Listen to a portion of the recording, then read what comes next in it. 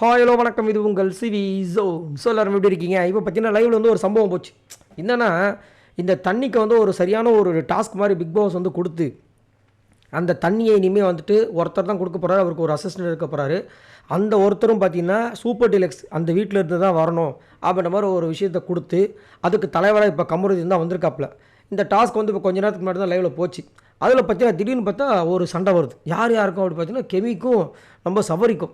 ஏன் வருது, எதுக்கு வருது அப்படின்னு பார்த்தீங்கன்னா, இந்த சண்டை அதாவது இவங்களுக்கு வந்த சண்டை மட்டும் கிடையாது, நேற்றுலேருந்தே சண்டை வந்துகிட்டே இருக்குது. அதுலேயும் ஒரு பக்கம் பார்த்தீங்கன்னா இந்த திவாகரை வந்துட்டு எல்லோரும் புல்லிங் பண்ணுற மாதிரியே தோணுது. ஏன்னா திவாகர் வந்துட்டு கொஞ்சம் இடக்கு முடக்கான ஆள் தான், இல்லைன்னு சொல்லலை.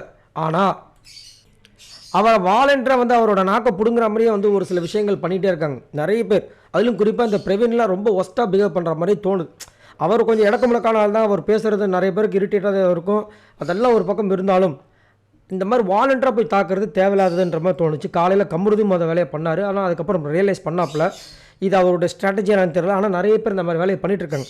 அதேமாதிரி இப்போ பார்த்தீங்கன்னா கெமி டபால் என்ன பண்ணுறாங்க, சபரியை தாக்குறாங்க. என்ன தாக்குறாங்கன்னா, சபரி வந்துட்டு சரி அந்த அசிஸ்டன்ட் பொறுப்புக்கு வந்து நான் நிற்கிறேன், அந்த ட்ரம்மை இழுக்கிற வேலையை நான் பார்க்குறேன் அப்படின்னோடனே டபால்னு கெமி வந்துட்டு இன்னது ட்ரம்மை இழுக்க போறியா, அப்போ நேற்று நான் சும்மா கை வச்சதுக்கு எனக்கு கை வலிக்குதுன்னு சொன்னியப்பா, அது பொய்யா அப்படின்ட்டாங்க.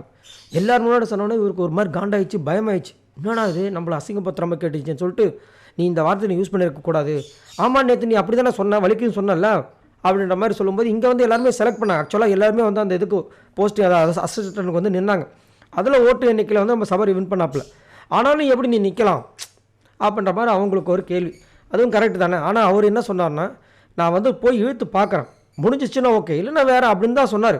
இருந்தாலும் நீ அதுக்கு கூட நீ எப்படி நிற்கலாம் அப்படின்னு வந்து கெமி வந்துட்டு கொஞ்சம் ப்ரில்லியண்ட்டாக பேசுகிற மாதிரி கேட்குறாங்க. அது மட்டும் இல்லாமல் கெமி தான் வந்து கொஞ்சம் ஆல்ரவுண்டர் மாதிரி இருக்காங்க. காலையில் பார்த்தீங்கன்னா திடீர்னு ஓடுறாங்க, ஏதோ பாட்டு பாடுறாங்க, டான்ஸ் ஆடுறாங்க, கொஞ்சம் கலகலப்பாக தான் வச்சுக்கிறாங்க. என்ன நடக்குதுன்னு தெரியல. சரி, நீங்கள் உங்களோட கமெண்ட்ஸை சொல்லுங்கள். மறக்காமல் நம்மளோட சேனலை சப்ஸ்கிரைப் பண்ணுங்கள். பாய் நண்பர்களே.